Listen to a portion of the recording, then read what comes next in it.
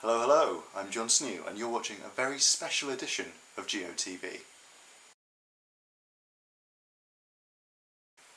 Now, you may have noticed that I'm here without my usual bells and whistles.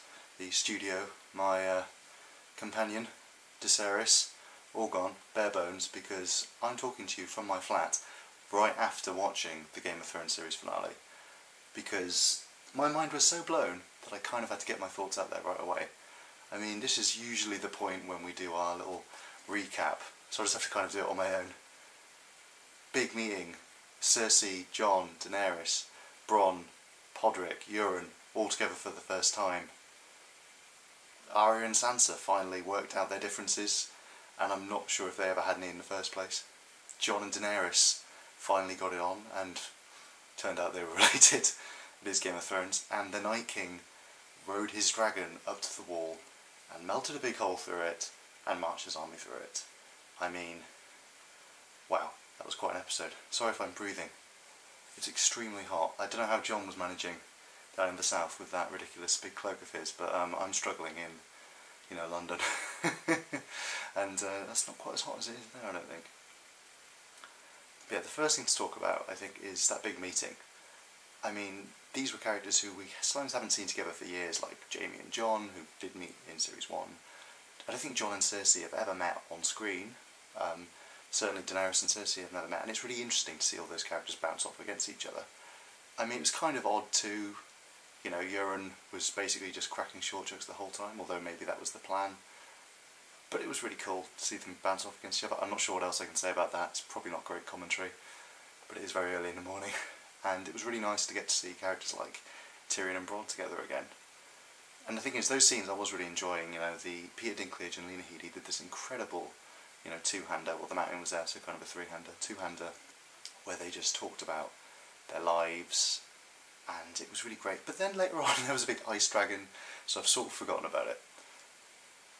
Something I would not be sad about forgetting about, though, is the Arya Sansa storyline. That has been a slog this year. The Stark girls fighting at Winterfell, Littlefinger stirring it up in between them. Could have done without it. Sorry, I'm touching my chin a lot. Oh man. But look, it kind of resolved itself. Littlefinger got his, but I'm a bit confused as to who actually knew what was going on. It was the twist everyone could maybe see coming. I kind of feel like I saw it coming. Was Sansa ever taken in, or was she always just playing him along? I don't know, but look, the Starks were all on the same side. Bran actually used his powers for something. Gotta love it. I mean, elsewhere, Stark's making worse decisions. Jon finally steps up and proclaims his oath to Daenerys, which caused all sorts of problems, and then he decides to step up and proclaim his love to Daenerys. I mean, that's going to cause lots more problems, because while that was happening, we found out that they're related. I mean, we kind of knew this already. We knew that Jon's dad was probably Rhaegar Targaryen, who's Dany's older brother. But what we found out tonight, thanks to Bran and Sam, is that Rhaegar's actually Jon's proper dad, as in Rhaegar married Jon's mother Lyanna, which means Jon is actually the rightful heir to the Iron Throne, not Daenerys, which has sort of been the assumption throughout the entire series. It also means Daenerys is Jon's aunt. So interspersing that with the sex scene, with them on the boat, it's very Game of Thrones. It made me very uncomfortable. You know, you get the thing you want, and it cruelly snatches it away from you by pointing out there's a bit of incest there. Only one of two incest storylines this week though, because also Jamie and Cersei had their big falling out, but we'll maybe get onto that in a bit. But yeah, I mean, I don't know what that's going to mean for the next series. I mean, that's something we'll probably go into in another video later in the week, but these are just kind of off-the-cuff reactions, but blimey, I mean, that was a lot. It's a lot to take in. And then, a big dragon flies in, melts the wall, marches the army of the dead through. I think Tormund and Beric got off okay, maybe they're dead, I don't know. And so all the sort of petty rivalries definitely seem a bit pointless now. So yeah, I mean, that was that episode. I'm sorry if I'm not being very, you know, analytical. I thought it was a good episode. I quite liked the fact that it was a bit talkier than the series has been a bit this series. It was a bit more like old school Game of Thrones, you know, lots of talking, lots of character work, and then big set piece at the end. Don't know why I'm swinging the sword, but that's part of it.